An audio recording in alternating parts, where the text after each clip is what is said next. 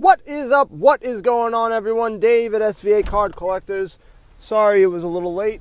I was just running around. I was actually doing a lot of driving, so I actually could have done it, but I just was on the phone a lot and then listening to music and singing it into the car and just jamming it out. Then listening to YouTube. Basically not doing what I should have been doing, which is the podcast. So, they finally came out with the checklist 2020 Topps Series 1. And I think for the most part, people are pretty excited. And I think I am as well. You have Bichette, you have Lux, you have Aquino, who was a big splash for the Reds. You have Luzardo for the Athletics, who was hurt in the beginning of last year, and then he came back and did pretty good. I believe he did well. I think so. You also have McKay. You have Nico Hoerner. You have my boy Nick Solak, who is the only Ranger that's in the Topps Series 1, which is crazy. I saw that. The guy from About the Cards posted it on his Twitter.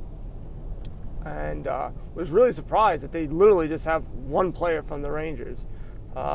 He batted really well, but that should be a real cheap for, why can't I think of words right now, for break. Texas Rangers should be like $1 or $2. They're probably just going to combine it with another team. That's what I would do. But there's also a couple of players who I don't know. Puck, P-U-K. Oh, I know Puck. That's the reliever. I believe for the Mariners. May, Alvarez. Oh, Jordan Alvarez, of course, I know him. I think Houston Astros is going to be the big one to get.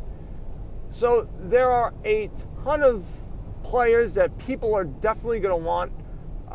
Some of them a little, like Nico Hoerner, I'm surprised. I don't think he's going to be in the majors this year. Or starting, but I could be wrong. But I just don't think so. But in any case, I think McKay is going to be a big guy. He's going to be the next Ohtani who can hit and pitch and do whatever. And then you're also going to have, those gold cups of all the great rookies, Vlad and Alonso and Eloy Jimenez and all those guys. So you got that going. So I think it's going to be a pretty popular set. I know a lot of people say that this, out of all the series, they are the most produced. But I think it is something that it's actually worth buying. You could probably buy some team sets pretty cheap. So if you're looking to get some, Astros, base Astros, now's the time to buy them. Look to see if these bigger guys who are pre-selling these sets have Facebook accounts, have Instagram, Twitter accounts. Look to see if they're there, because then you can probably buy it for cheaper. You save them money on eBay fees, and you probably save some money on shipping as well. So there's that. So you got all that going on. And I did a podcast last week talking about Topps Series 1 for like 10 years.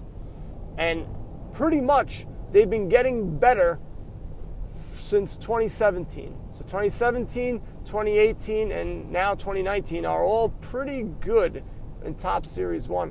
2018, I would say right now, is the best one out of the last 10 years. So, and you can buy it for relatively cheap. I don't know how much of it's, a hold, but there's a lot of good players on there. I know Walker Buehler. I think he's a good one. I'm a big fan of Miguel Andujar. You have Ohtani. I can't think off the top of my head. Devers. You have Ozzie Albies. John Flaherty. So you have guys there that are pretty good. So I think that's something that if you're looking to buy some more cards and go broke, there's there's an avenue for you to do it. So there's that. All right, so now I'm making a left. Moving right along, Panini is also selling. We're going to go to basketball. Crown Royale. It's not the drink. That would be nice. That'd be nice. A little crown with your cards. I think it is, and I'm blanking out now. I think it's not tomorrow. I think it's Thursday where they come out. I'm just going to double check because I'm going to forget as usual. Yeah, there's 2 days left. It is 4 o'clock right now p.m. Very, very late. So it's saying that we have 2 days left, and it's going to be $100 for a box of these cards. And I don't know if you get any autographs. Yep, you get one autograph and one memorabilia card. Whoop-de-doo. Yay, memorabilia card. They should just get rid of them. Most people don't like them. Yuck. Yuck is what I say. Yep. And if you have Kobe stuff and you're not of the thought of the morning, and if you feel bad about selling this stuff, then obviously don't do it. But if you are looking to make some money, wow. His stuff is just flying off the shelf, just flying.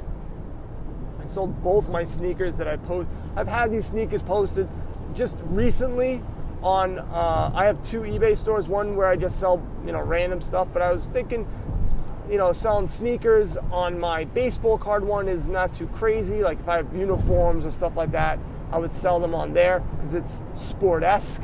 So I threw them on there about 3 or 4 days ago, and I've had these for like a year. Gone! Sold. So finally, just happy to get rid of them from my house. I actually kept one and wore them. And I wore them just recently, and because I was like, man, I can't get rid of these sneakers. Why don't I just wear them? And then that happens. And so yeah, it is. I'm happy I have the sneakers. They're really nice. They're really good looking sneakers. So I'm happy I got them. It's the only thing I got. I have no Kobe cards. I have nothing. And now I can't buy anything. I can't afford Kobe cards anymore. So I just have like this year's Panini Prism, Red Wave, and just the regular base cards. And that's it. Surprised Panini hasn't come out with like a 100 card set of Kobe, saying they're going to memorialize him by making hundreds of thousands of dollars. Oh, I'm being a jerk. I shouldn't say that. So yeah. So you got all that's going on. I think there was a big craze on basketball cards, on rookie guys, and I've been noticing, and a lot of people have been noticing, that it is all coming back now. And if you didn't sell at the high point, well, you may have lost out. I even think Zion, I saw a sports card investor talking about his prices going down. I didn't actually listen to it. That was just his title. But to pay $2,000 for his card, I think that's just a little ridiculous at this point. So I could see it definitely going down, especially if they don't win. Because, yeah, he could be doing great and doing all these wonderful things, but they just keep on losing. It really doesn't matter. The biggest thing that helps cards, rise in price is winning. Win. You play to win the game. So, if you play to just get high stats, as Herm Edwards eloquently said, it'll be okay. You'll do well. But look at Kemba Walker. He played really well for Charlotte for God knows how long, and he's just a blip. His cards aren't worth that much. Great play, very good player. But now with Boston, he's starting to win. I guarantee you, he starts winning some playoff series, his cards are going to go up. Wins the championship, which I don't think they're going to do, but I'm just saying, then forget about it. But you got to start winning. Anthony Davis, same thing.